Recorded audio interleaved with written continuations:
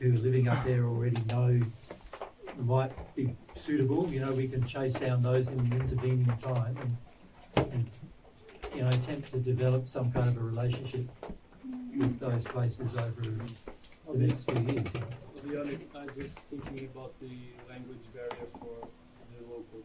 Yeah. Because, Well, that will be initially a problem, and it's mostly initially it's just mostly so that people can come from all over Europe rather than just in Portugal.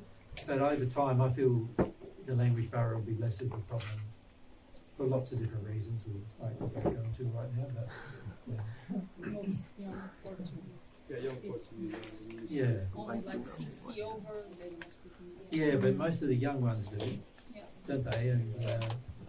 And so I feel oftentimes they are ones we want to talk to, you know, because obviously they are the next generation of people living on Earth, and obviously you want to be able to have a chat with them if you can. Yeah. You also Portuguese retail as well. Yeah, but more now we're living there, but I grew up more near the coast, near like 100k north of Lisbon. Yeah. So near Porto. No, Well, it's about, isn't Yeah. Porto about 200k north of? it's like halfway Lisbon. Yeah, and halfway. Porto. But for us, that's For near. us. For us, like 250k, Yeah, that's yeah. pretty near. That's like a small afternoon jaunt, sort of. Yeah. Decided to hear that, you know. Yeah. No, we're looking forward to our next visit, actually. Just, yeah.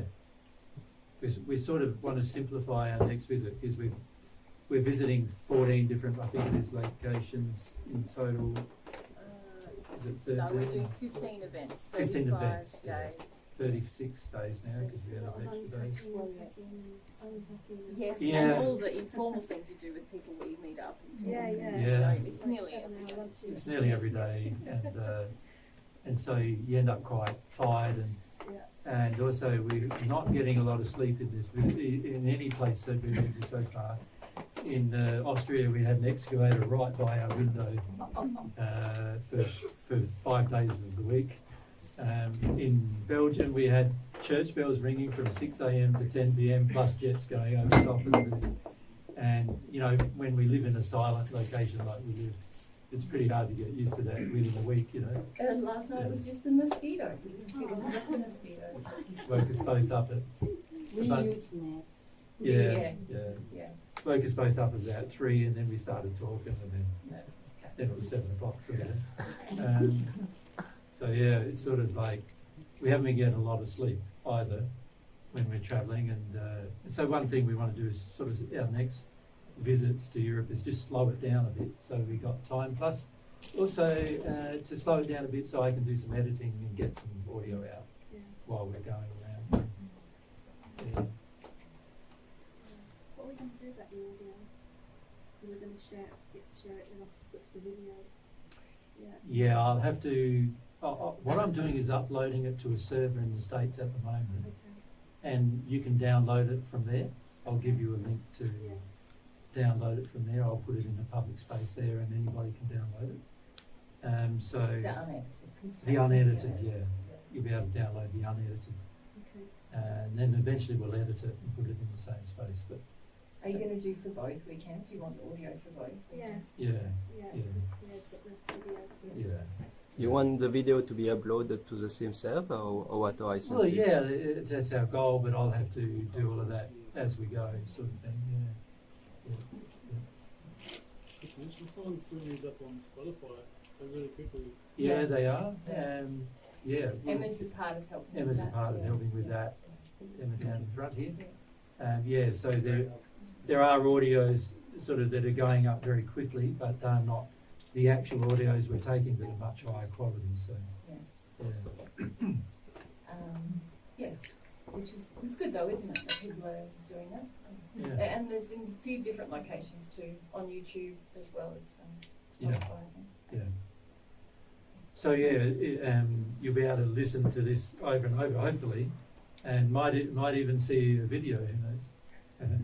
Just depends on the editing, really, and how to share it. But for Mary and I, it's difficult for us to do it because obviously we're,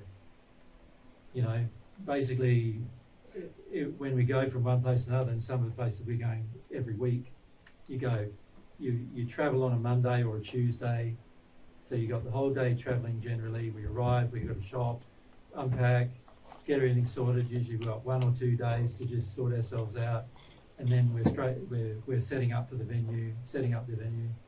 Then we're doing the venue 3 days, and then we pack up at that, and by the next day after pack up, generally we're off to the next place, and so it's quite busy all the time. And so next time we come, we want to sort of slow that all down.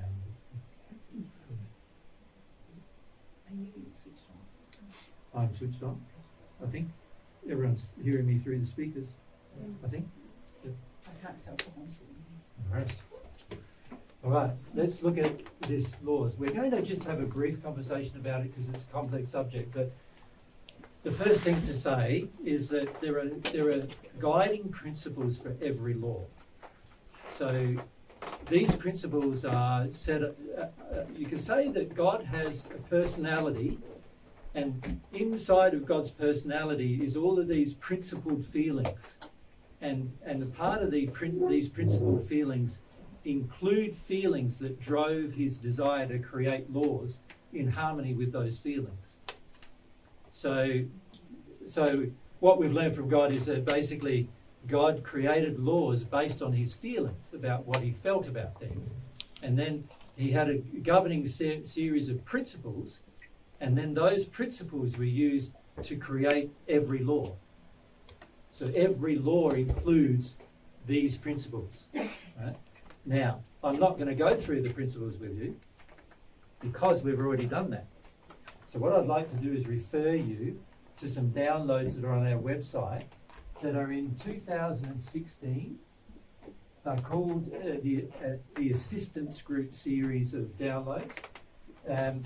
Altogether, there's, I think, 48 videos, and broken into 2 separate sessions where we discussed, in each session, we discussed the same principles. So when I say 2 separate sessions, they were 5-day events that discussed, and we did teaching for 6 hours 6 hours a day, 5 days a week. So the 30, 60 hours of video will be close to discussing the law, how God created the laws, and then also what principles drove the creation of the laws.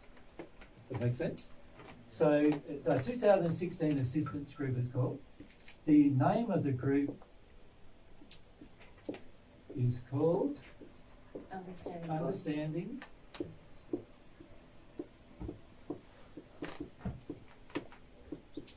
God's Loving Laws.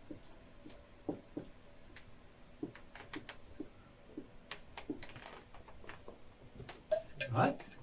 If you watch that series of videos, it's also on YouTube. You can find them there too. But if you watch them either from our website or on YouTube, there is also a 2 or 3 page summary of every presentation that you can also download from our website. So before you even watch the video, you can download an outline, which is the outline we generally use to have the discussion with the group of people that were there. So these discussions were held in Noosaville in Australia. So Noosaville, in Queensland, Australia. So you'll see them there. And I think the total is going to be, I think it was about 34 hours one week and 32 hours the next week. So it'll be about 60 something hours of presentations we did just on the subject of the principles that guide the creation of God's laws. Make sense? Now, I'd really recommend listening to it. For most people who were there, they were severely challenged a lot of the time we were presenting. And so it became sometimes quite difficult to even cover the outline that we wanted to cover in terms of presenting it, because there were some intricacies that we talked about with regard to law, such as each law has mathematical definition and science definition for each law. So we started talking about stuff like that, and people started getting quite complicated about all that, you know. And so yeah, there were there was another section we started talking about God's authority and personal responsibility that is contained within every law. Like every law forces you to personal responsibility. And, you know, most of the people coming didn't want any personal responsibility, so they got quite challenged by the whole idea of personal responsibility in law and things like that. So it was sometimes a difficult conversation and not always like exactly like I would have liked it to be. But that being said, it's a fairly comprehensive discussion about the principles that guided the creation of every law. So we didn't discuss all the laws, we discussed the principles that guided the creation of the laws. And it's really important to understand those principles. Now, of course, what do you reckon were some of the major principles guiding the creation of laws? Love, obviously, is the first one, right? Yeah, so in every law there is the love principle, the principle that each law was created by God for the purpose of loving you, for the purpose of helping you understand you, of helping you understand the universe in which you live. So all the laws have built in them, and every law has every one of the principles built into them, but every law has the principle of love built into it. So that's an example of how a principle drove the creation of the law. So an example of that physically we gave in these sessions was the law of gravity.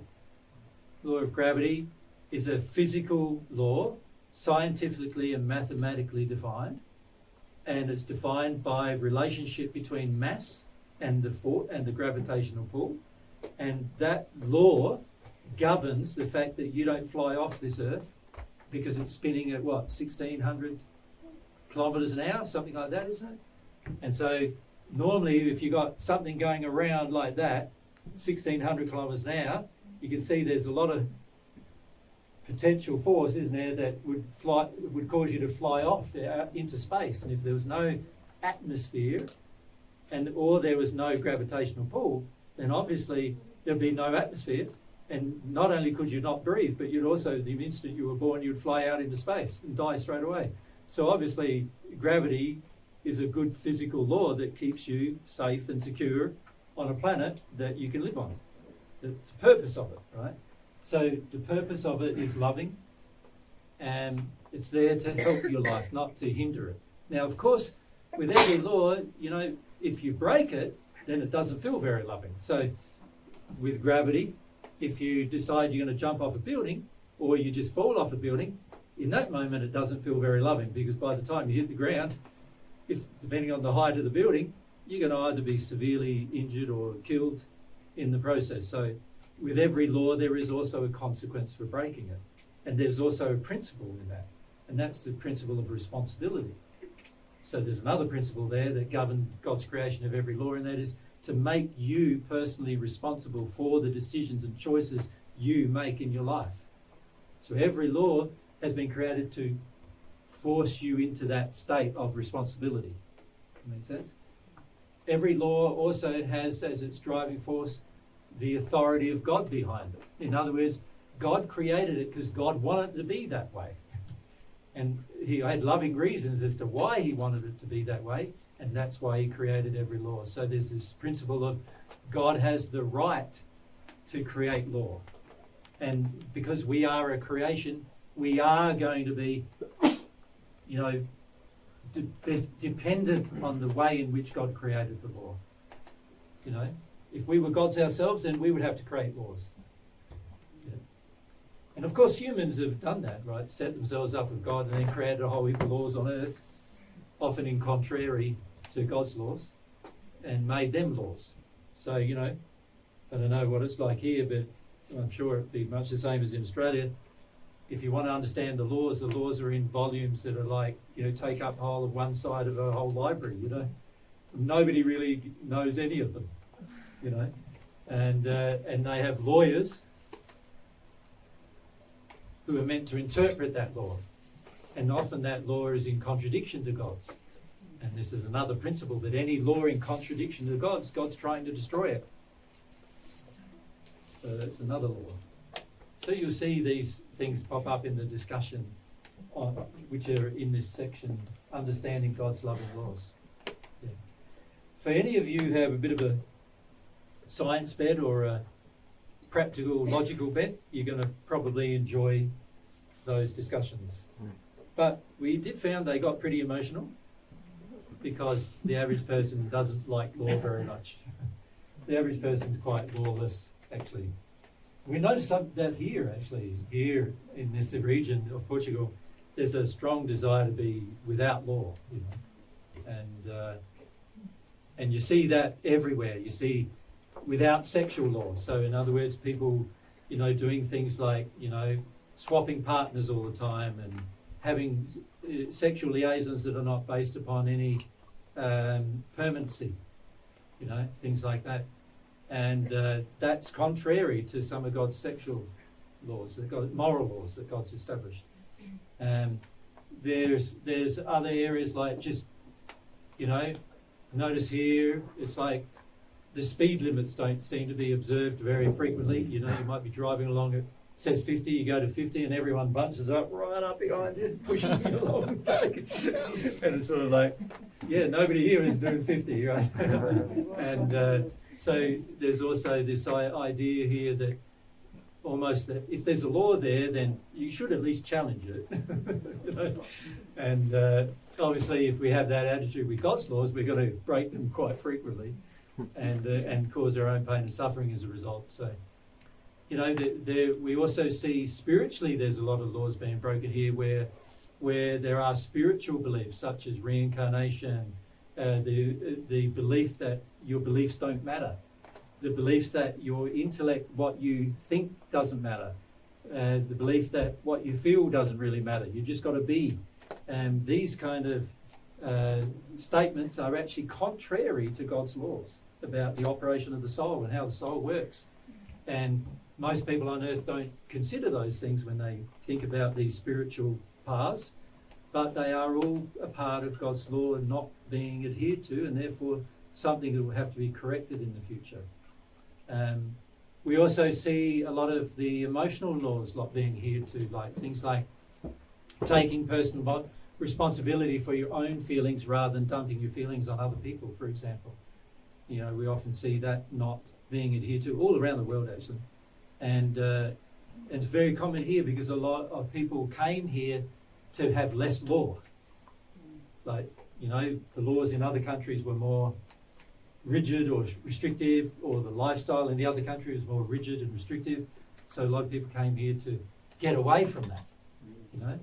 And the problem with that is that it generates inside of yourself this sort of disrespect for law helping society. The other thing we notice a lot is many of the ladies here are very disorganized.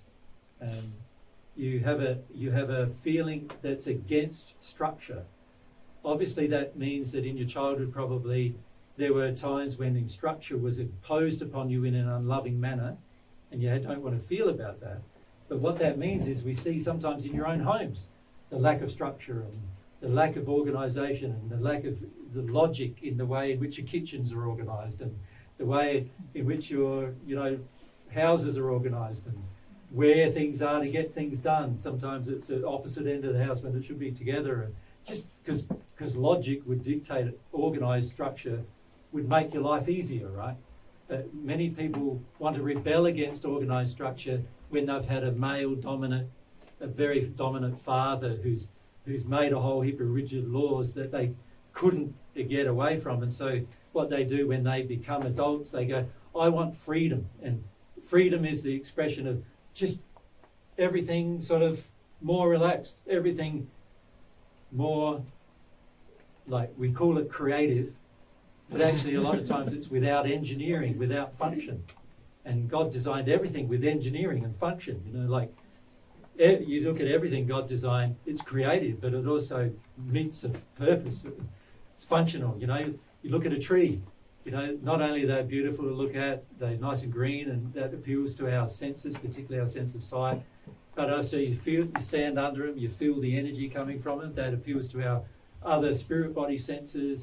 You also have the fact that it's drawing up water from the ground, so it's creating a cycle, it's perspiring that water into the air, so it's creating our rain. it's also producing oxygen all at the same time, and we exhale the carbon monoxide, dioxide, what is it?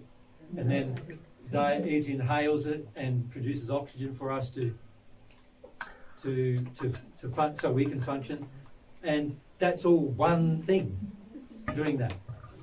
It also provides food, not only for us, but also for other plants, animals, birds, creatures, underground creatures. Like if you think about the cleverness of that design, it's incredibly clever to provide all of these things just in one thing. So God has creativity, but He also has there's engineering in it, science in it. The way the leaves are patterned is that they catch the most amount of light. There's a Fibonacci sequence of numbers that result in the way in which the leaves are arranged. The pine cones are arranged the same way, and they all catch the ideal amount of light for any given amount of circumstance. And they've all been designed mathematically. The mathematical formulas are all there. And this is how ordered God makes something. But the average person looks at it and it looks a bit disordered, so they think there's no order, but it's not how it is. There's huge amounts of structure and order and engineering and science and mathematics in everything God's done, right? And so if we are opposed to structure, mathematics, science, engineering, structure, then there's an injury, emotional injuries that cause us to be that opposed. So in every law, there's principles of mass, science, structure, organisation in every law. You want to ask more? Just pass the mic. It just makes me so curious because you talk about order a lot, and then there's also a lot of people talking about cows. Cows is very important and all this stuff. And I just wondered, I never understood that. About cows? Chaos. Oh, chaos. Sorry. Chaos. Sorry, chaos. Yeah. Well, as many people now know, there's a lot of mass in chaos theory, right? And a lot of what it appears to be chaos is actually not chaos at all. It's mathematical structure being mathematically defined by mathematical formulas that appear to be chaos, but they're not. They create interesting shapes and objects and also structures, coastlines and everything that they are full of mass, but they are mass that doesn't repeat itself. So there's a lot of mathematical formulas actually that result in things like application of a mathematical formula that means that everything is individual. But it's actually based on mass. There's actually a branch. Microphone. There's actually a branch of mathematics which is chaos. That's right. Yeah. Just advanced mathematics. Yeah, it's advanced mathematics, and scientists and mathematicians have only really started discovering this in the last century or so. How much of this seeming chaos is actually mathematically defined, right? So it's very, very interesting when you start looking at God's laws when it comes to mathematical applications and theories and so forth, and scientific theories, because they're all very, very structured and defined. They give the appearance of, oftentimes, freedom of expression, but actually they are very mathematically defined. Everything is quite ordered and everything. And also God designed your soul to recognize the structure and to like it as well. So he actually designed your soul so that certain mathematical expressions in the environment appeal to your senses. So an example of that is that there, in a lot of the structure, including your own body, there's relationships in your own body, for example, which are based on mathematical structure. So for example, if I measure from my height, my belly button will be 0.618 of my height, right? But it also is, if you measure the length of your arm, your elbow will be 0.618 from the end of your hand, of the length of your elbow. The same applies to your wrist. The same applies to the relationship between your fingers. The same applies to the relationship of where your nose begins and ends on your face. The same applies to where your eyebrows generally are versus where your mouth is. The same applies to, so these are all mathematical formulas that define the what we consider to be the ideal shape of a human, right? And in fact, scientists have known, and artists have known this for like over 1,000 years, right? It's not taught in schools much anymore, but scientists have known this for 1,000 years. In fact, in art, if you ever studied art, they teach you what's the golden ratio, it's called. They teach you the golden ratio because there's the golden ratio in many, many structures. So an example is a pine cone has the golden ratio, which is the same golden ratio that's contained in your body, and that's the same golden ratio in a pineapple, and that happens to be the same golden ratio in a like sunflower seed head, and it happens to be the same ratio in a nautilus shell in the sea. Right, so there's all these areas of life that the average person doesn't think a lot about. There are obviously many people who know about them, but the average person doesn't give it much consideration. But they're all expressions of mathematics that God has, and He's put them everywhere. Like, and if you are sensitive to it, you'll see them everywhere after a while. Even what your eye pictures as the ideal shape to look at, a screen, for example. Before they created these wide screens, every screen you ever looked at was created with the same ratio before then, because they knew it was the ideal thing to look at. It's also the ideal way to use space. And so it's also the ideal way to catch light as well. And it's just, when you just study that one area of mathematics, it's fascinating.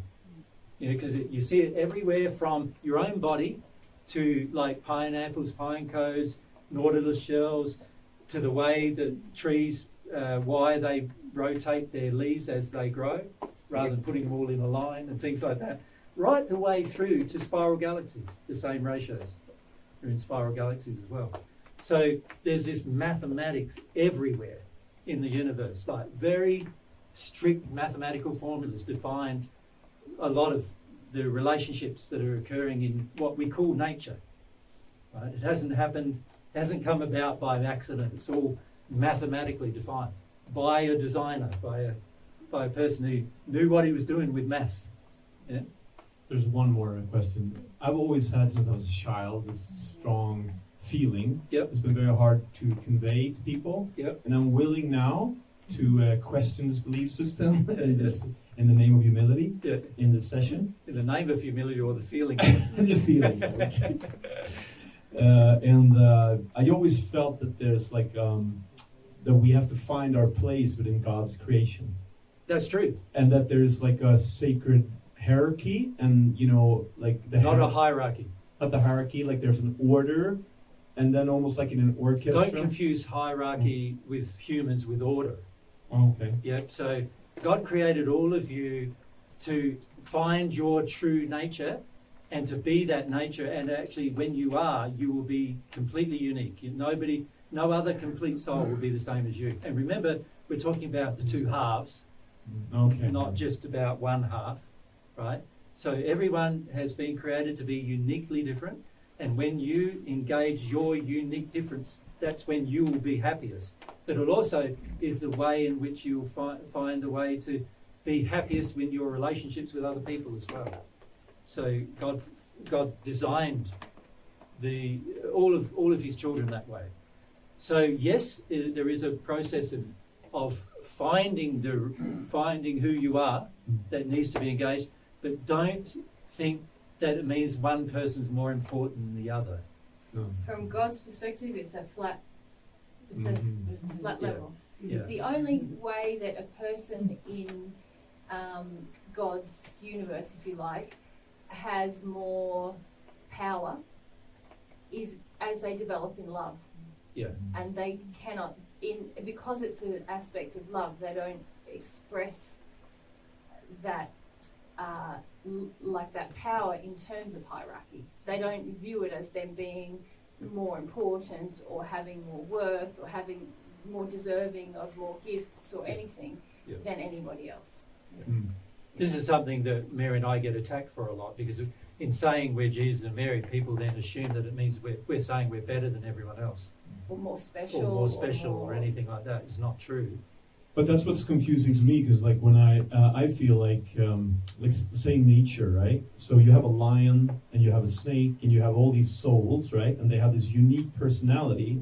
They're not souls, no. Oh no, okay. But I mean, Animals like, are not souls. okay, but when we're talking about the souls, so when each person finds themselves, Yeah. they blossom in God's garden, of His Yeah. creation. Yeah, but And a part of the parenting that you're doing is to help that process, I'm assuming. yeah, but that's what we're being created for. Yeah, it doesn't mean that you were created to teach something else, potentially, or to express something else with great aptitude. Yeah, and bear in mind here too that God created you with some things. We talked about this last week. Some things are potentials only. You have to actually engage a process in order for it to become reality, because you've got to learn how to use your will to do that. So God created all of us with the desire, with the eventual.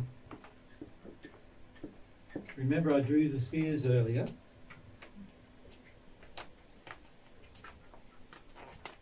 Right, 1, 2, 3, 4, 5, 6. Right, just focus there. God created us all with the ability to reach that point of perfection, human perfection.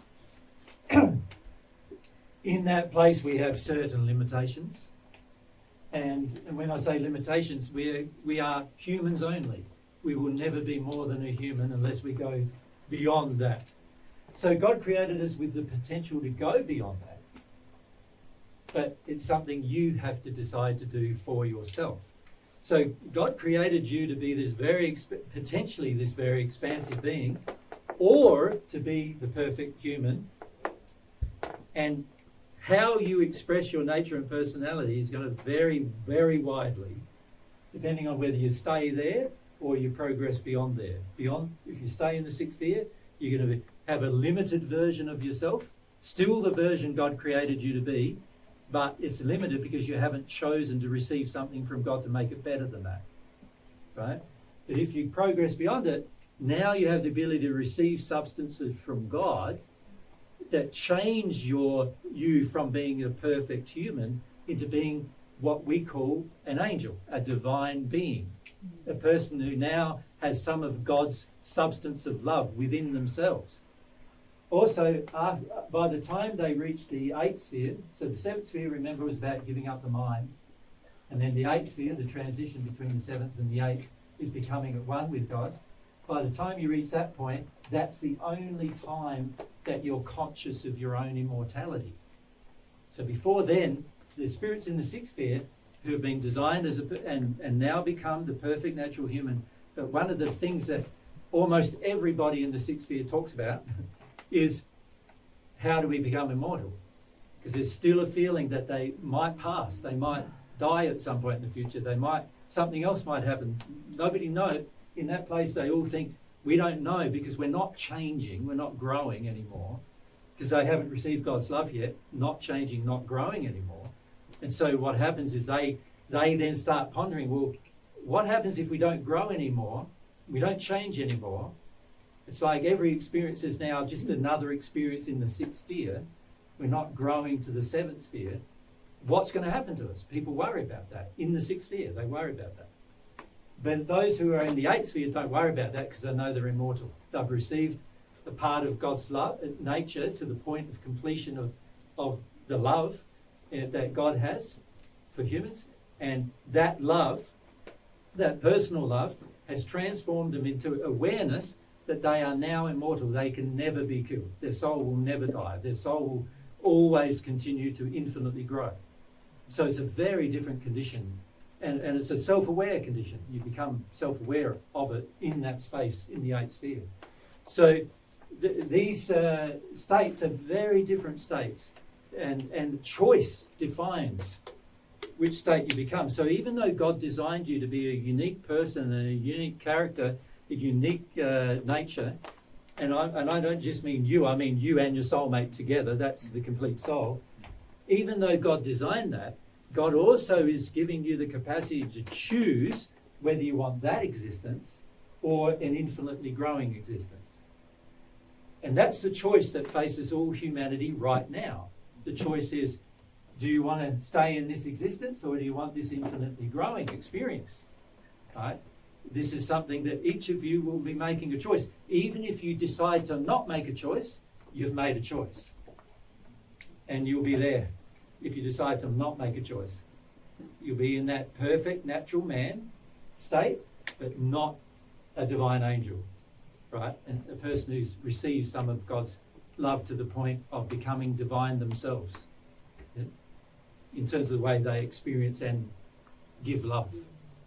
So do I understand it correctly when we were talking yesterday too about we had addictions, we had barriers, Yeah, and when we take responsibility to go through the work of those barriers and let them go, and the Yep. sin, understanding the sin, Yep. we automatically connect with our divine personality and No. flower, no? no, you connect with the way in which you're being designed to be, but it's not divine yet, Oh yeah. because you haven't chosen to receive the divine yet. That's right, yeah. Does that make sense? So you connect with the person you're designed to be, but you are not yet divine. To become divine, you have to receive a substance from God, from outside of yourself, to become divine. It's not going to be up to you, except by you exercising your desire. It's not going to be up to you that it happens. It's going to be God's love transforming you if you choose to receive it. So it's very important to understand also that sin doesn't exist beyond the seventh sphere. So there's no sin above there. So therefore no pain and suffering. There is sin above the sixth sphere, and that's the sin related to God. That's where you deal with stuff about God, usually. So people who refuse to deal with stuff about God stay in the sixth sphere. Because to make the transition in the eighth, you need God to make that transition. So people who refuse to, and you're allowed to refuse, you know, it's a gift that God's offering. He's not saying you've got to take it. So you're allowed to refuse, but anybody who does refuse will stay below the seventh sphere of the spirit world, and potentially for the rest of their existence, right? Until they work through their stuff about God. And I've met spirits who have not worked through stuff about God for thousands of years. We had a conversation with an Egyptian group of spirits. Jay, can I just say, around Fred, there's quite a few spirits who There are. haven't come to grips with their life on earth. Yeah. Do you want to Well, go down that road? I don't know whether we really have the time, do we? Yeah. Maybe you and I need to do it by ourselves. Yeah. And normally we do a bit of channeling in these groups, but with only 2 days, you know, we don't get to share everything, of course. And Go ahead, Dom. yeah, so Spirits yeah, down there's these go, spirits sorry. listening to our conversation. Yeah. Mary saying, and they'd like to ask me some questions, and I'm They're saying, hanging around with me? Yeah. Yeah. Yeah. Yeah. yeah, Okay, guys. yeah, and you know, they want to know about this, you know, as well. That's one reason why you were motivated to ask the question, and the reason why I'm answering it. Mhm. So this is the perfect natural man, the sixth sphere. This is where everybody is headed in your future. Sooner or later you'll get there, because the laws almost guarantee you're going to get there sooner or later. It's just how long it takes will be up to you. But to go beyond the sixth sphere, it's going to have to be a decision, an active, knowledgeable decision you make to actually connect to God directly and receive love from God, right? That's going to be a decision you need to make for yourself, because it's your will. You need to make it. God's not going to force it on you. He's not going to magically make it happen for you. You need to do it for yourself. So that's one of the primary things we're teaching, actually, is that everyone is destined for here, but not everyone is destined beyond there. You know, you say everyone is destined here in the sense that God created the laws and everything to ensure that you reach that point at some point in your future and have a relatively good degree of happiness as a result, which is far beyond any happiness you've ever experienced here on earth. But God also designed that anything above there will be your choice to make, your decision. Do you want to become a part of God's, do you want to have a part of God's nature in you? Is your decision. to do. God won't force it on you. And so here in the seventh sphere, you're dealing with issues you have with God. If you so desire to grow with God, you will start working through the issues you have with God as a result of needing to do that to receive God's love. Make sense? Oh yeah. Yeah. Okay. Yeah. So beyond there, there's many spheres, and if you think about it, if God is infinite, there is a potential, isn't there, of an infinite number I do like that. of spheres. I like that. Yeah. It feels very Star Wars to me, and I like Yeah. Star Wars. Yeah. This is your evolving in all eternity, and Star Yeah, Wars yeah. is my religion. So Star Wars is. no, not like that. But you Yeah, know, I like, understand what you mean. I like Yeah. the whole idea of like, one thing I've liked that I was trying to say is like, you have teachers and different, I never had a problem when I was trying to explain the whole hierarchy or whatever, like order, like there's elders, like you learn from the elders and there's like a tradition and all that. But then I also understand the Well, equality. that's all about the love they've received as to what position they Yeah. end up in. Yeah, that's what I mean. Yeah. But like, So- let's say you have an elder You in the could call tribe, in and Star he's like Wars. so much love. Yoda has all the love, and he's like, you got Obi-Wan Kenobi. He's like a different guy. Luke Skywalker is a different guy. They're all different guys. Yeah. But they're like, Yoda is the dude. You know what I mean? Obi-Wan Kenobi's learning from Yoda. Yeah, Like no, that. I get what you're saying. Yeah. And in a way, I suppose that's true in the sense that. And everybody's not Yoda, but like they learn from the Force and the learning of growing in love. But then they're unique personalities, and that's why I was irritated with this planet. But when I was here learning about spirituality when I was younger, because I was like, everybody wants to be that, like the guru or the person. We have to Yeah. become ourselves, Yeah, our that's own right. unique expression. And that's why I like what you're saying. That's Yeah, what I that's want to say. That's exactly true. You do have to become your unique expression, but even with doing that, you have one of two destinies. Yeah. Does that make sense? Yeah. And the choice is yours. Yeah. It's like choosing to receive the Force. Yeah. Okay. If we go to. There's a lot of here. Sorry. They're all Listen this to one? me. Thank you. No. So I have so many questions, but I'll just choose one. Yeah. It is connected to God's laws and the laws of our society. Yeah. Like, with all everything that's been unfolding in the last just few years, it was very clear to me that how the authority, the governments, they're breaking God's laws. They are, all the yeah. time. And so, would it be right to say that it's our duty when they're breaking them to the extent of forcefully infiltrating our body with injections or masking our faces to not comply to these sins? Yeah, so I suppose you could say, what is the decision we need to make when the society's law disagrees with God's? Yeah. Well, if an example of that, COVID, free will. Free will was not, and for most countries on earth, free will was not enabled. They made it mandatory to receive a vaccine. Yeah. That's in disharmony with free will. So if I'm wise, I wouldn't have taken a vaccine. But I can't tell you to do that because it's your body that you need to make the choice. It's just like I can't tell you to make this choice. I'm saying, here's the choices. Choose one. Know that you're choosing one. And it's really the same with things like COVID and stuff like that with the vaccination. You have to make a choice for yourself because it is your body, your life, you're an individual. But bear in mind that any time a society starts telling you and forcing you into making decisions that are against your will, you've got to first ask yourself, is your will loving? Because maybe your will isn't loving, right? So let's say society's enforcing a law that murder is wrong. But you're really angry with your husband and you want to knock him off.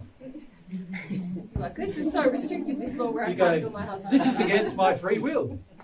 You could reason this way. It's very flawed reasoning, but you could say, It's against my free will that I can't murder my husband. So I'm going to break the law and murder my husband. No, but then I'm breaking God's law. Of course. But of the course. key point is you must know God's laws in your heart. Beforehand Otherwise, you're going is to the be point. tempted. You're going to be tempted to go, I know what God reckons, same as me. My false definition of love. Yeah. This is not right. So the very first thing you must establish is whether your thinking God's law is actually God's law. Because it's no good confronting earth law when you think, oh, I've got the right idea. So here's an example of that. I decide that I want to protest against the vaccine. Right? I've broken God's law. What? Well, think about it. Because I'm protesting against another will, What emotion drives your protest? anger and fear. Okay, both of them against God's law. So you can see how the issue, if you decide God's law is I should have my free will, no one should dictate what happens to my body. Which is true. Correct. But if I'm But angry then if about we're it, like, God's law is we should resist, we should fight, if I'm afraid, I'm justified. Now you get now into you've broken God's law.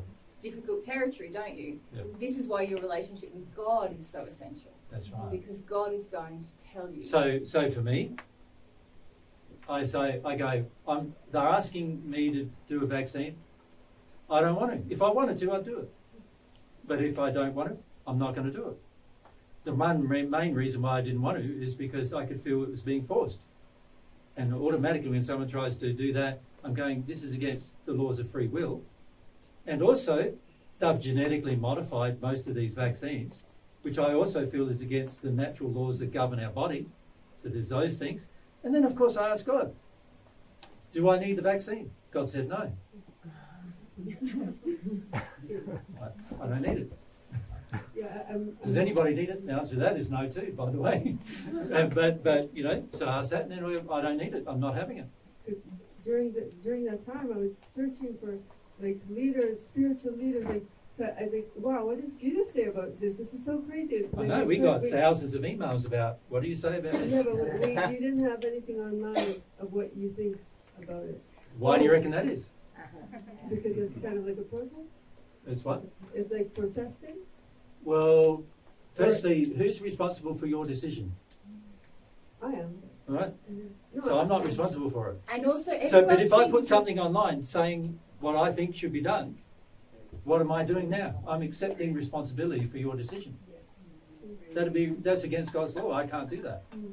And everyone thought the 2,000 hours that we had on our channel already Didn't didn't apply. apply to this new situation, coronavirus. And They did. absolutely every minute of them applied to this situation. Exactly. Yeah, so this is the thing we do. You see, we go, why didn't Jesus say something? Well, Jesus is governed by the same laws that govern you.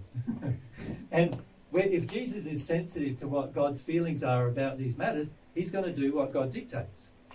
And if it's not what you expect, then it's probably because he might know a few things about God's laws that you maybe don't. Right? Yeah, I don't know. I still have this blockage in understanding. I'm totally with you, and this is the way I behave. I was, not complying in any way. But Yeah, but if you think about, for many of you got angry about it.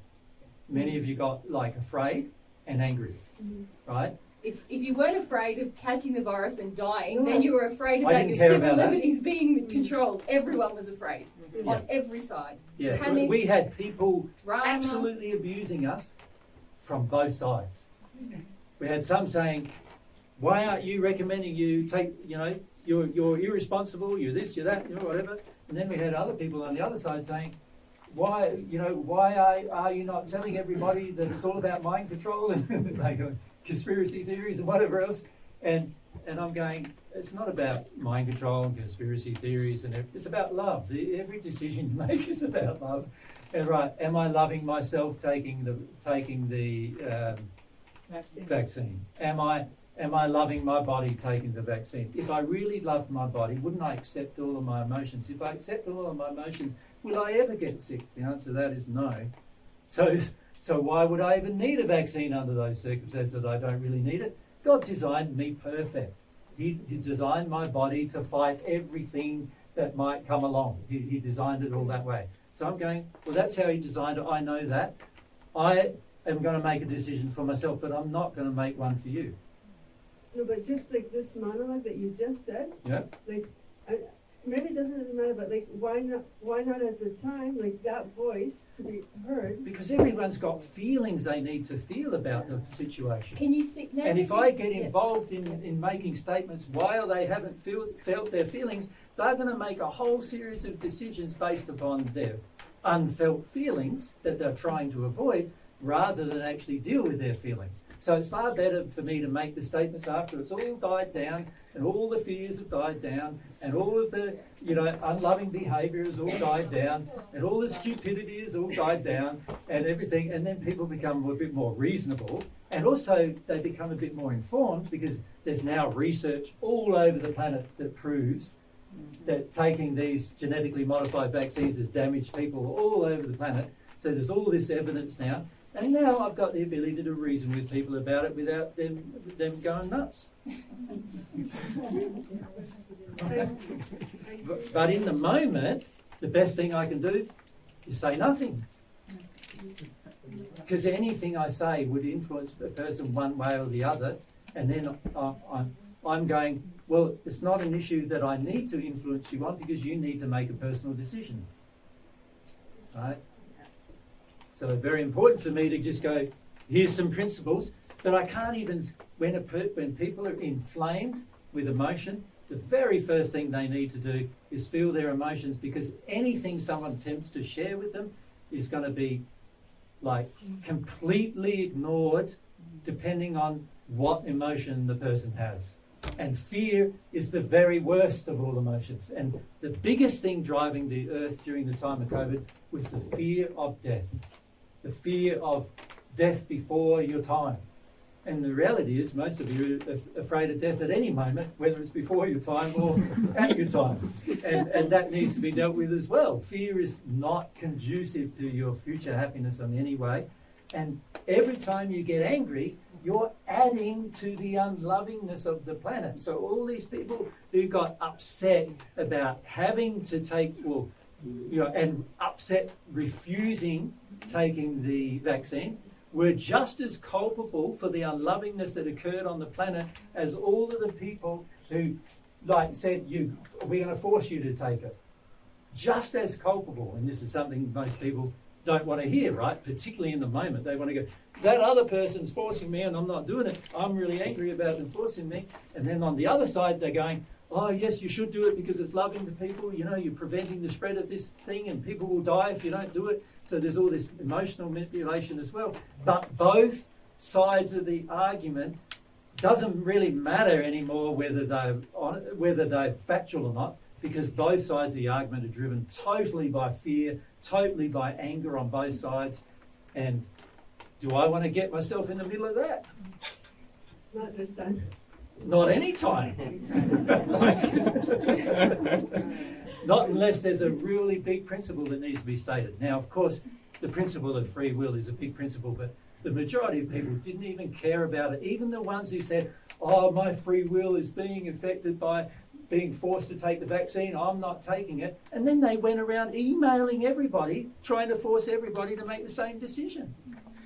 So in other words, they cared about their own free will, but not much about anybody else's. Maybe trying to save lives, because if you know that it's kind of... No, they weren't trying to save lives. They were trying to save their emotions. If you could feel their motivation, they were trying to save their own emotions, not lives. They were trying to save their own life. They were being selfish. That's what they were doing. And you can call it whatever you want, but I can't agree that they were saving lives. They were saving their own feelings.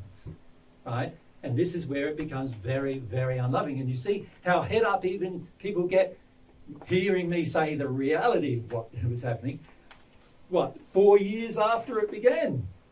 How would it be saying it right in the moment? It's going to be pretty tricky, isn't it? And this is why I left all of you up to make your own mind.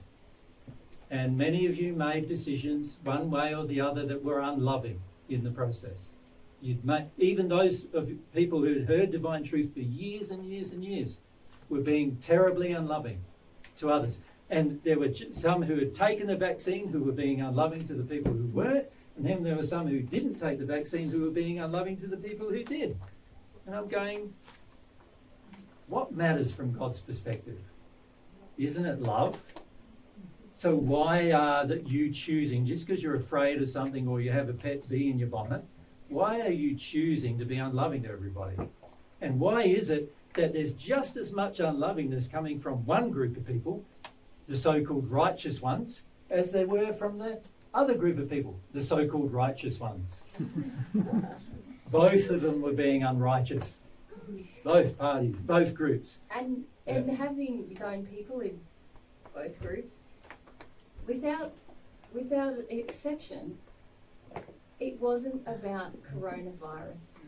It was about things that they had stored, like we talked about earlier, things from the past, in their family lives, in their own lives, that were being challenged, they were being triggered, they were being stirred up.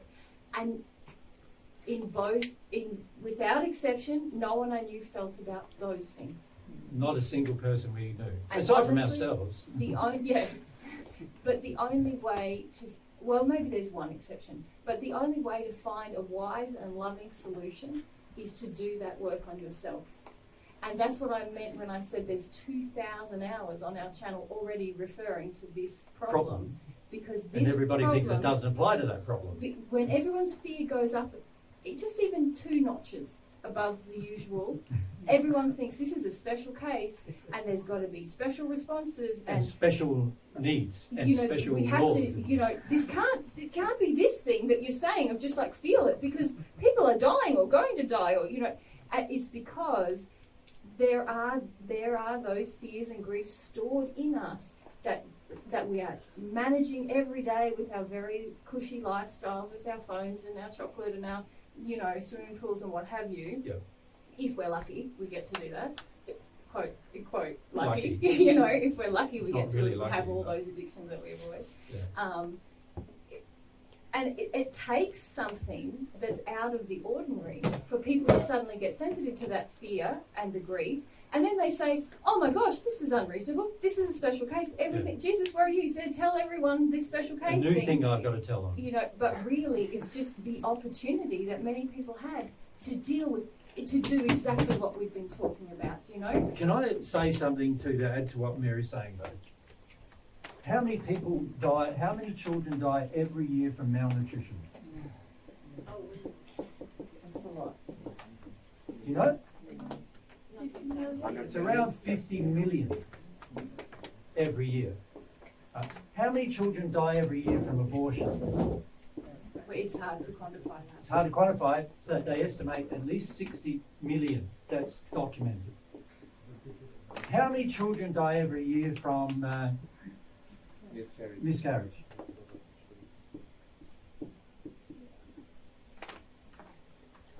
It's more than the number that die from abortion. So let's say it's 60 million. That is children dying every year. We're looking at more than 150 million children dying every year on this planet. Every year. I never heard one thing about those kids during coronavirus. Not one. Not one person mentioned anything about them. This is the biggest problem facing the spirit world. We've got 150 million children needing to be educated every year, passing into the spirit world. Not a single thing was said about it, all through coronavirus. How many people died during the corona? Do you know? Every year. On the average? Do you know? 30 million. No, every year I'm talking about, whole world. The whole period of time was around 13 million. So we're talking every year, that was spread over 4 years. So every year it's less, like 3 to 4 million. So, virus. And by the way, it's not the only virus, but anyway, like, let's say it's 4 million. They are not children. Very few of them were children. They didn't die maybe from the virus, if there is a virus. Well, they die where they died from symptoms and other things. Let's call it dying from the virus. Let's call it that. You know, I don't want to get into a semantic argument about how they died. I'm just saying, how much did you hear about it? Every single day, every single minute of your life for nearly 4 years is how you heard about it. How much did you hear about these? Not one. And yet there is, compared, you got, what does that work out to be?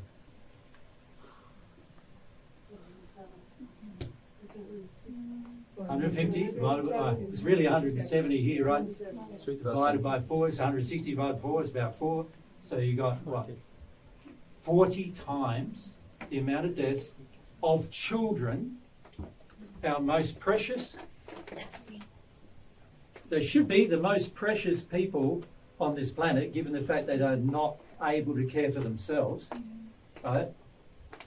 40 times the amount of people dying as children, and not a single thing was said on the media about it. Yeah, but that's the agenda. All in all, it's all. No, it's not the agenda, it's the lack of care every person on earth has about children. And nobody is honest about it. Nobody is honest that these things are happening all the time. And this is the trouble. At this moment, this is the trouble, is that we are so focused on what affects me.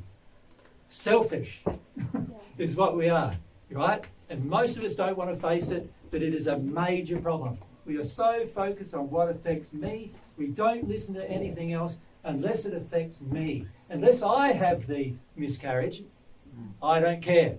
Unless I have my child die from malnutrition, I don't care. Unless, and with abortion, I didn't care either way, right? I didn't care whoever I was there. And yet we as a society go, that's all great, that's all okay, compared to coronavirus. And this is, all of you have got your whole lives out of proportion. You follow me? Like, you're worried about things that are not hardly worried about. I wasn't worried about the No, virus. you are. The fact that you're arguing me is you're worried about it. I'm not, and I'm very concerned about these deaths of children from malnutrition, but I think it's the narrative of the media who's telling us this whole crappy story instead of. What about the narrative surrounding the children? They don't even tell us about it. No, they do. How many people have an abortion? There's got to be a lot, considering there's 60 million documented abortions every year, right? There's got to be a lot. So why isn't something said about all of that? How many people have miscarriages? And a lot, right? More, actually, than the amount of abortions. Why does that happen? There's got to be emotional reasons why it happened. God created a perfect system and it's not working. The only reason for that is sin. Nobody addresses the problem. And what I'm saying to you is you're so head up, even in this conversation, about what I find almost immaterial. Like, you will eventually die. Get used to it. Right? But the children don't deserve to die. They need to have a life here first. Right? You've had some life here, at least. But the children haven't. So let's focus on what the problems really are, rather than getting distracted by our own fear and our own worries, which are really about our free will being curtailed. It's really about somebody bossing me around, which is really about my dad or mum bossing me around. And it's emotions that I have not felt. And that's why I get so head up about it. But at the end of the day, it's nowhere near the importance of what's really going on. Right? And this is, so I'm not going to argue about you anymore. You can take away the microphone. No, you don't deserve to have it, right? That's how I feel. Because you're not seeing the point I'm making. And it's a very valid point and something all of us should be considering, right? That a lot of times we get so head up about an issue which is really our issue, our injury, our sin. And almost everybody on earth during the COVID crisis sinned more. Not less. Not less, more. And even those of you who didn't take the vaccine sinned more. Because you had all these emotions, that anger and frustration and right, rage about being controlled and rage about being manipulated by the system, of which, by the way, you are a part, right? And you are a part of it because of the rage and because of the fear and because of the lack of desire to feel your own grief. That's why you're a part of it. And this is what I'm saying to people, is that unless that changes, unless you can start to be more responsible for your fear and more responsible for your grief and more responsible for your rage, you are contributing, no matter what your philosophy of life, you are contributing to the problems on earth. And it doesn't matter whether you believe you are or not, you are. Any unloving emotion in you contributes to the unloving emotions that are on earth. Any one of them. And it doesn't matter what philosophy, what belief you have, if you have emotions stored in you that are unloving, they are contributing to the damage to the earth. And you often believe, and this is what I notice in the West in particular, often believe your own life is righteous, and it is far from it. Far from it, because we are not respecting the law. We are not respecting that we are personally responsible to bring more love to the world, not to contribute to its fear, and not to contribute to its anger, not to contribute to its shame and guilt and all the other feelings that we see going on around the world. But our responsibility is to contribute in love to the world. And that's the responsibility God will demand of you through the law. And this is why many people on earth think they lived a very good life on earth, think they lived a fantastic, they were righteous and they were good, and then they arrive in the hells of the spirit world completely shocked. Because all of their definitions of what was righteous and good were so opposite God's standards of love. They were different to God's standards. And what I'm trying to share with you now is how different they are. Like, they are so different to God's standards. And most of us have no idea they are at all. Because we think that our definition of love, what we righteously have accepted in ourselves, is God's standard. Because fundamentally we believe we are God and have the right to establish our own ideas and laws and so forth. Right? So, very dangerous to do these things. And when a group of people decide, I am going to fight one thing or condemn another thing, or, whenever you're doing that, you've got to look more closely at your motivations, because your motivations will be primarily selfish and therefore unloving. And for when your own life or death is involved, or the life or death of your own children is involved, that's when you get the most selfish and the most unloving for the most part.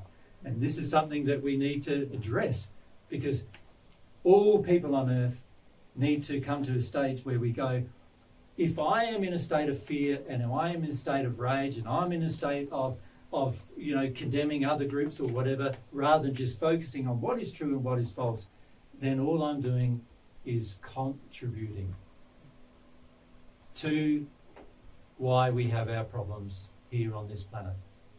That's all we're doing. Come over.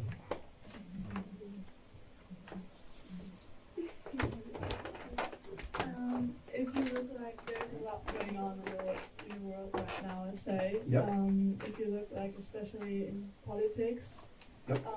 there are a lot of politicians in my eyes just don't make actions or decide over all of us and over the world, like in not a loving way, I'd say. And for me, it's really hard to just watch it happen. Like, is there anything we can do to can we do anything about it, or just Right. watch it, do the best part we can do? Well, for a start, we've got to stop blaming them. Yeah. All right? The reason why we've got to stop blaming them is that somehow they got into power. How did that happen? At some point, groups of people supported them, whether they're a dictator or whether they're in a democracy or whether they're you know, some person who did a military junta, whatever, somebody supported them. Some unloving person has supported them getting into power. They are also only primarily, what they're doing with their life is primarily responding to my addictions. Right? That's what they're responding to. They know that if they give you your addictions, you'll vote for them. If they don't, you won't. Right? And now you say, but I didn't vote for them, but they gave enough addictions to a group of people who did.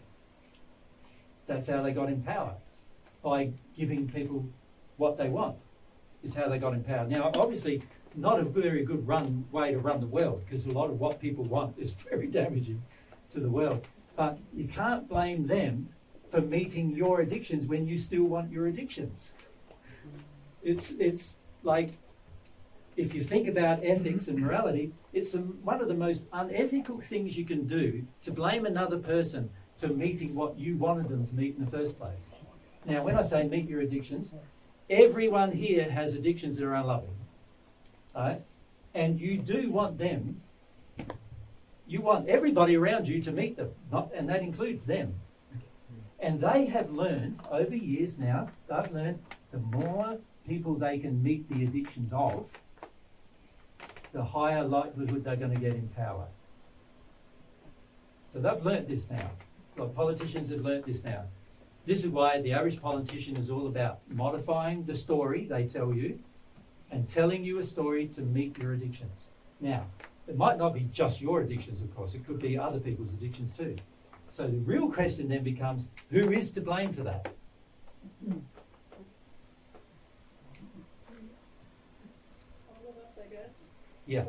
Well, I think the mic just went off actually. It does sound Yeah, like it. the battery is. Yeah, I think the that's battery the sign. died. Battery is down. It's a sign. And this one is going down. This one is going down too. Yeah, they're both. Yeah, I'll have to stop. I'll just have to stop the recordings, because otherwise I'll lose those recordings. I've really lost that one. Just make sure ours is still. Yeah, that's all. Alright, so it's definitely. Maybe that's telling us time to stop. This is a question. It's a good battery. It's a good question.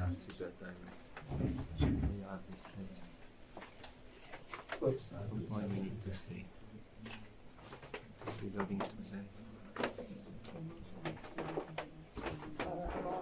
Sorry. It's back on. What number is it? Yeah, so audio 1, which is the other one, needs to be changed to. Which one is it? Oh, that one? Oh, This one's still got charger. no, it needs to be changed. I just. Okay, Maren, you're ready to go. And we'll just get Mary going as well. Have to watch that in the Yeah, future. we will. Mm. Okay, so it's back if you want to say that. Okay. So they are dead. They have Dead. Okay. So Sorry the about that. question was, whose fault is it? Whose Yeah. fault is it? Yeah, probably both of us, but isn't there anything else I can do than just work on myself? Because I feel like it's just, I'm working on myself, okay, and that's it. Is there anything else I can do? Of course, there's other things you can do than just work on yourself. But let's look at it firstly ethically. There is a must that the very first thing you do is work on yourself. Because if you do anything else, you're a hypocrite.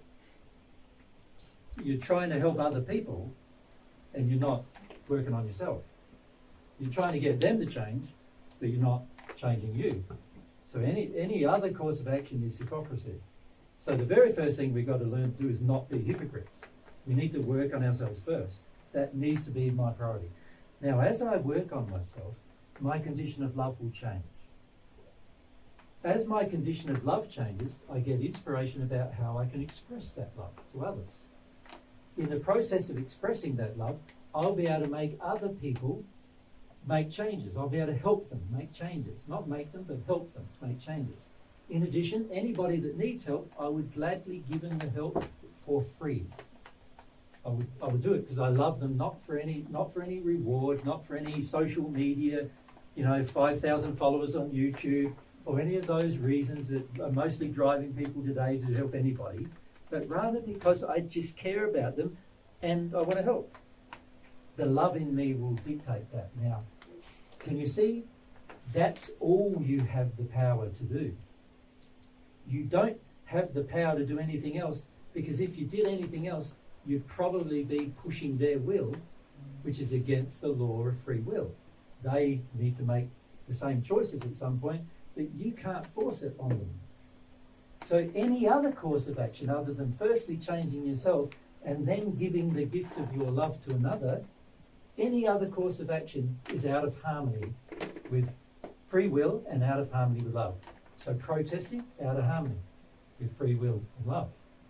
Because I'm not just changing myself first, I'm living in my fears and my addictions first, and then on top of that I'm trying to force other people to accept what I think, which is actually forcing their will, which is actually against love. So I've actually broken not only the laws of self-responsibility, I am being a hypocrite, and on top of that, I'm also breaking the law of free will, so therefore I'm treating other people badly in an unloving manner. So the only thing you can do is change yourself first, and then give the gift of that love that you've developed to others, without forcing them to receive it, and without forcing them to change their mind. Just present and let them be. Yeah, thank you. But I don't know. It doesn't feel enough? No, yeah, like if we don't do anything, the politicians will think it's okay what they're doing. I'm not suggesting not do nothing though, am I? Yeah, no. Yeah. I'm suggesting that if you share your love with people, sooner or later other people will recognize that is love, and they will then want to learn what love you had and what you learned, and then in doing that they will become more loving, and eventually that sort of grows. And I've actually found it sort of like a wildfire, get started with a spark. You could say the spark could be your desire to love is the spark. And then around you what happens is a fire gets going, where that desire in yours to love turns into other people's being affected by your desire, to the point where they also have a desire to love in the same manner. And then as that momentum grows, so will changes grow. There is no other actual way. Now, in the process of you sharing your love, you can get on the net and do some website and share your love that way, but love is a personal thing. Like, it's going to have to be face to face at some point, not just on the net or, get on social media and have 5,000 followers or 50,000 followers, but rather actually, do any of those people feel loved by you is the real question. And if they can start to feel what love feels like, now there's a chance for them to want it themselves, right? So the key thing is to go, okay, my responsibility for my life now is to love others with all the love I can muster. And if I can't muster very much, then do more to work through my own things so I can love people more. That's what needs to happen. And if that doesn't occur, the reality is the earth is just going to, by 50 years' time, half of it's going to be uninhabitable. Right? By the time you have children, and by the time they're thinking of having children, half the earth's going to be uninhabitable unless we all learn how to love. Right? But the problem is when you're angry and you're fearful, that's not love. When you're upset and bitter and twisted and you've got all your pet peeves, that's not love either. None of that's love. And that's why, for the most part, people can get on the media, get on this and rant and rave, The third thing is act in harmony with the love you have. So what I see people doing is this. They go, I'm really upset about the environment, let's say. So I'm going to get on my social media, say how upset about the environment I am. Right? And then I'm going to, in the social media, I'm going to connect with as many people as I can and influence them. I'm going to become an influencer. and connect with as many people as I can, showing them how unloving everything is happening on the earth towards the environment. And then what I'm going to do is I'm going to get up in front of politicians and I'm going to say, you politicians, you're not doing the right thing here. You're damaging the environment. And I get in front of people and say, you adults, so let's say I'm a young person and I go, you adults are ruining the world for me. Get off your backsides and do something about it. And all I'm doing is traveling around the world ranting at people. And there's actually a person that did this a few years ago, right? Yes. A girl who did this from Denmark, was it? Yeah. Yeah. She's still doing it. Everybody thought it was great. I'm sorry, she's not great. From God's perspective, she's actually a hypocrite. Because how much of it did she want to do? See, this is the trouble. This is what we notice in God's way. We get people come along and say they want to help the environment. But they pick up a spade. What's a spade? Dig a hole. What's a hole? Like literally, they've never dug a hole to plant a plant their entire life. Their entire life. They've never grown a vegetable their entire life. They've never planted a fruit tree their entire life. They've never repaired the environment their entire life. They've never looked after a native animal their entire life. Right? Now, they're also saying, oh, I'm passionate about the environment. Oh, I don't see that. That's not passion, that's criticism. I got it, Yeah. Passion is, I want to be involved fixing it. I want to do something myself. I want to learn. I want to improve it. I want to understand what's going on, why it's happening, what's going on with the economy and what's going on with food and what's going on with resources and everything that's causing this damage. I want to develop methods that I can share, and there's all sorts of methods of sharing nowadays, but I want to share what those methods are with the world to show them, I did this over 20 years and here was the improvement. Can you see the improvement? This is what we all need to start doing. That kind of thing. This is positive because it provides solutions. It doesn't just criticize the system. It says the solution to the system is here. I've done the homework. I've created the effort. So I'm not saying there's no effort. I'm saying when you love, you put your whole life into it. That's what Mary and I do. Our whole life is involved in going around teaching people for free. When you're passionate about something, that's what you do.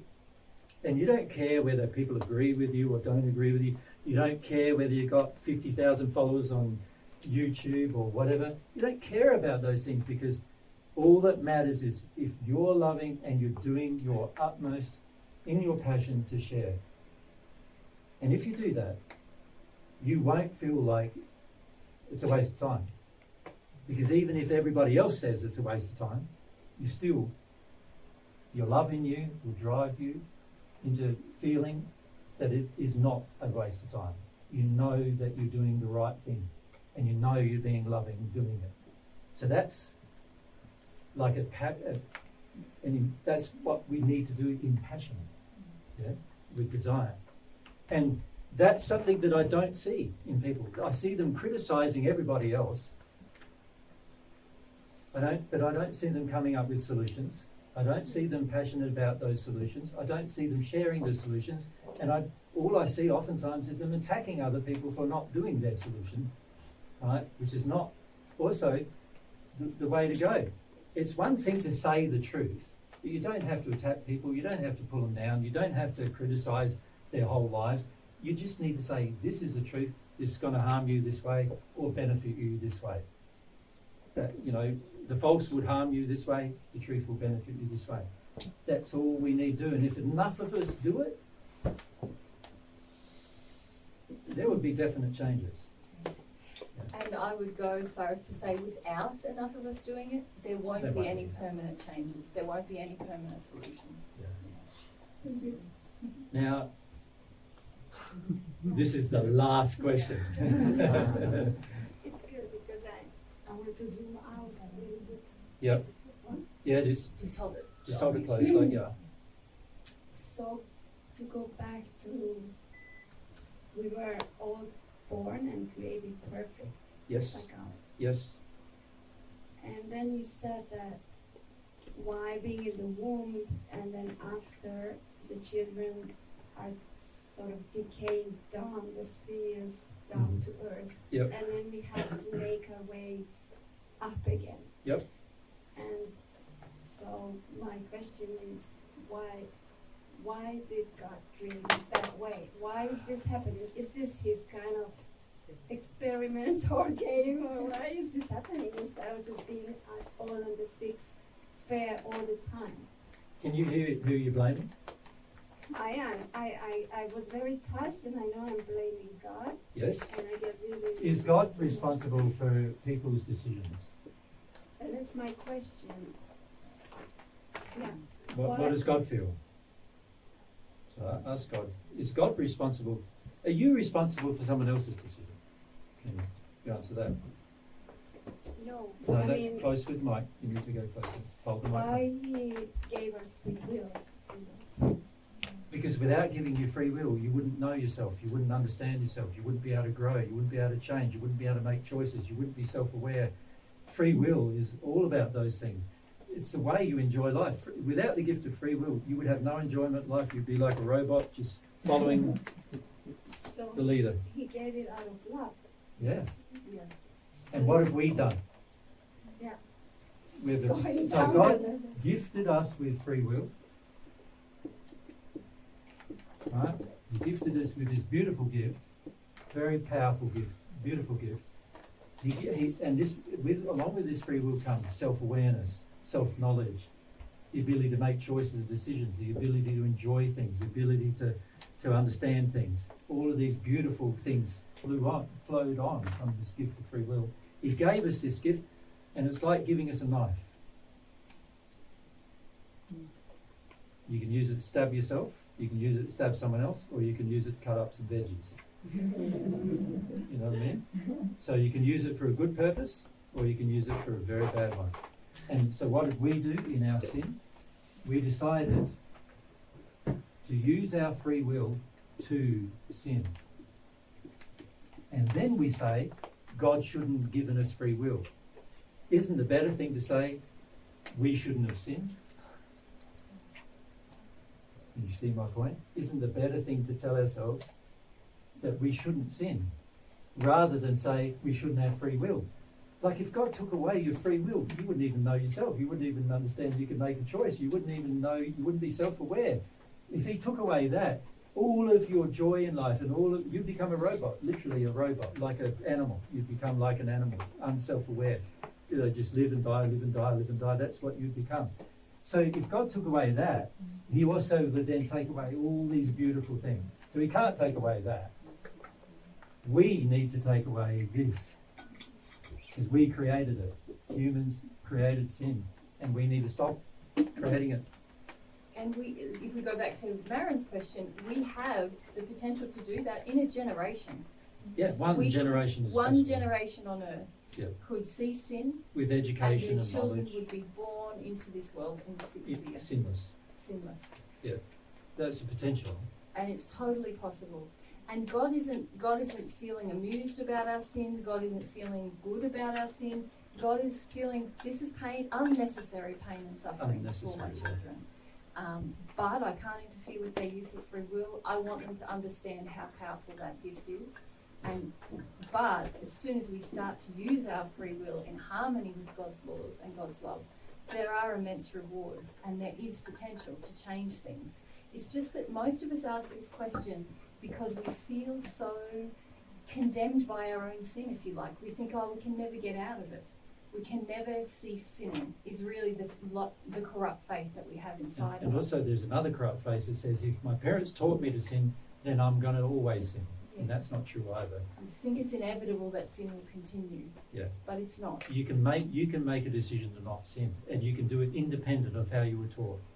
And all of us can make that decision. And I think that's a good place probably to leave our discussion, right?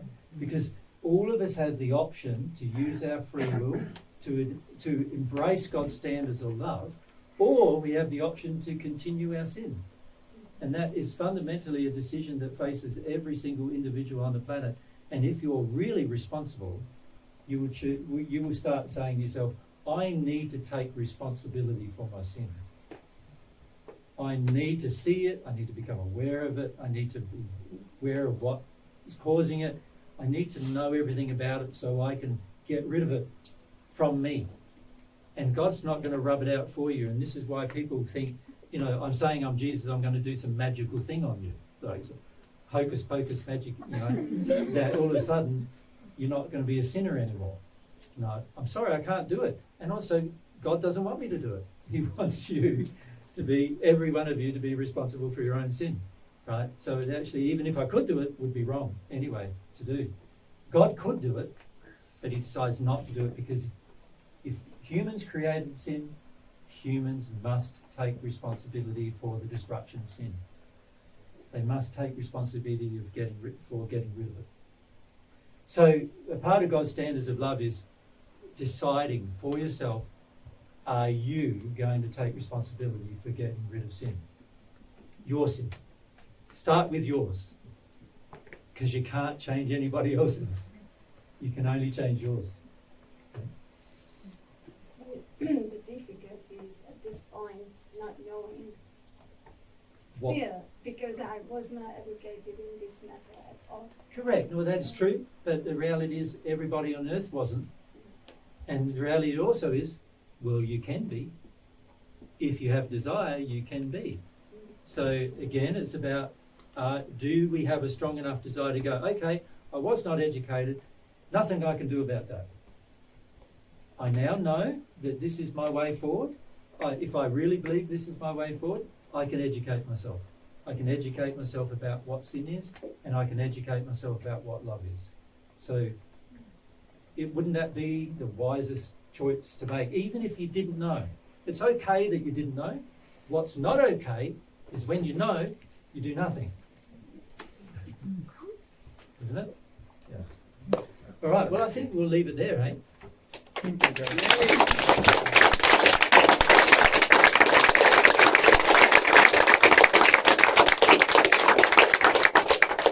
You haven't seen me get rolled up yet, right? So, Well, no, you have. well, no, you really haven't yet. Not really. There are so many problems on this planet that are driven by being out of harmony with God's standards of love. And most of us have hardly any awareness at all of how severe the problems are, and also how much we just overlook them and we try to solve them physically through taking action. We decide to be proactive. We decide to take, make decisions to affect the world, or we just criticize the world. We think that's the way to go. But at the end of the day, we are not personally embracing God's standards of love when we do these things. So I'd encourage you guys to think about what we've presented and to embrace some of those standards, and then put it into practice in your own life. See how it feels. Take it for a test drive in your life, and see how it feels, and then see what you do as a result of it. Because you'll find you will change, and if you change, then people around you will change. It's natural that they will. All right, well, Mary and I have to pack up and everything after the talk today, so we'll probably be doing that. So we're not going to be able to talk to you while we're packing up, because otherwise we forget where we put everything for the next event. And so this is our last opportunity to say thank you for your participation. Yes, thank you. And it was a joy, particularly today and yesterday, it's been a joy to actually have that sort of discussion about all sorts of matters, weren't they? Five or six different matters. And I really enjoyed your participation in that. And also, thanks for coming, because without an audience, Mary and I would have to sit at home and, well, we'd actually talk to a bunch of spirits, to be honest. But that's what we do. But having an audience on earth as well as a spirit audience, it helps us a lot to share the truth on earth as well as in the spirit world. And can I say, It's very your level of openness today really helped our spirit friends to help spirits who wanted help, who were Yes, attracted. They're quite interested in you on earth because they relate to your experiences. Yeah. And then as we talk to you guys, those spirits can be helped by our spirit friends in the spirit So the world. last 2 days, there were a lot more spirits helped than anybody here on earth, of millions. And also, last week, there was not a single spirit helped in the last group last week. Not a single one. So it's been great to have some And more openness this week. Yeah, you're a part of that. Your Yeah. openness, your engagement really helps with that. So we do thank you for that. Yeah. And I know our spirit friends do too. Yeah. Yeah. Thanks for that. Yeah. No worries. Now, in terms of where this will be online, if you want to listen to it again, obviously it'll eventually be on our website, on the divinetruth.com website. But obviously it's not going to be until Mary and I get back to Australia sometime probably. The recording that you're done here today, I think you're editing, aren't you? But it may take a But while. it may take a while, a few weeks or maybe a month or so. So it will be on. So if you would like to see the video, it will be on different place. There is one website called Exposure. What was the ones that were organised? Yeah, actually there's better ones than that one. That are sort of organised in Yeah. part number sequence. I tell you what, Yeah. we have a kind of a blog. It's the address for it is mary.divinetruth.com. What I'm going to do is put a posting there that can be up while we're away that says where you can access different talks and different recordings. Easier. That'll be better, won't it? So we don't have to. Yeah. Also, that's where, if we can't update our website, the latest things we're doing are on Mary's site. So on It's her really blog. our site, but It's yes. really our site. I write the Mary Yeah. does most of the writing on Yeah. that site. So if you want to keep up to date with where we are, what we're doing, it's that site that is sometimes more up to date than our website. Yeah, you can subscribe there, and so you get an email when we do an update, basically. So, So if you that's- want to stay up to date, Mary.divinetruth.com. Yeah. We'd also, Mary and I would like to thank you for your donations. There's a donation box out the front, and you can also donate at donate.divinetruth.com. Your donations just help us keep on sharing the same things with other people. So if you don't like what we said, then I suggest you don't donate. because we're going to say it more if Because you we're give gonna us say it more. donations. So we're good. And if you do like what we've done, then feel free to donate. That'd be lovely. And we appreciate your donations very much. Mary and I live off of donations. We don't actually. This is our entire life. We just live off the gift. Where people give, we give people gifts, and people give us gifts, and that's how we live. And so the donations support us living as well as travelling and sharing with people all over the world as well. So we'd like to thank you for your donations, those of you who feel inclined to do that. Thank you for your time, guys. Yeah, Good to thanks, meet everybody. many of you for the first time. And you want some help with anything out there? Yes, do you need some help? Yeah, I do. Yeah, anybody would like to stay and Yeah. help Yvette tidy up, there's a fair bit of tidy up to do. Yep. That That will make That- her her job life a lot easier. easier. Her You and get his it life. done in 10 minutes what might take her 2 hours. or Yeah, something. that's right. Yeah, so if anyone can do that, stay and help, that'd be good. Mary and I are going to focus on tidying up our mess inside.